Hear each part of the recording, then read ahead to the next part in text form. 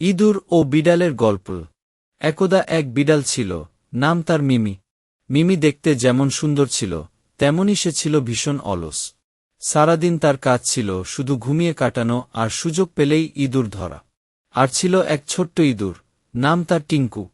টিঙ্কু ছিল খুব চালাক এবং বুদ্ধিমান। একদিন মিমি আরাম করে তার প্রিয় সোফায় ঘুমাচ্ছিল। টিঙ্কু ভাবল, এই তো সুযোগ। সে চুপি চুপি এসে মিমির পাশে রাখা পনিরের টুকরোটা চুরি করে নিয়ে গেল।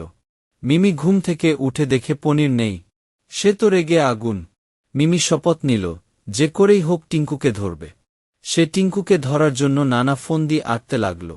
একদিন মিমি একটা ফাঁদ পাতল, একটা খালি বাক্স আর তার ভেতরে পনিরের টুকরো।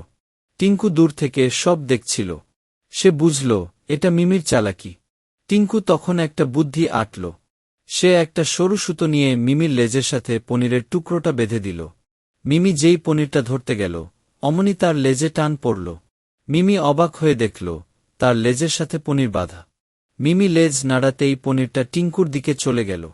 টিঙ্কু হাসতে হাসতে পনিরটা নিয়ে দৌড়ে পালাল। মিমি সেদিন খুব লজ্জা পেল। সে বুঝতে পারল, শুধু গায়ের জোরে সব হয় না, বুদ্ধিও লাগে। এরপর থেকে মিমি আর টিঙ্কুকে ধরার চেষ্টা করত না, বরং তারা মাঝে মাঝে দুজন দুজনের সাথে গল্প করত। মিমি বুঝেছিল, টিঙ্কু তার খেলার সঙ্গী হতে পারে, শত্রু নয়।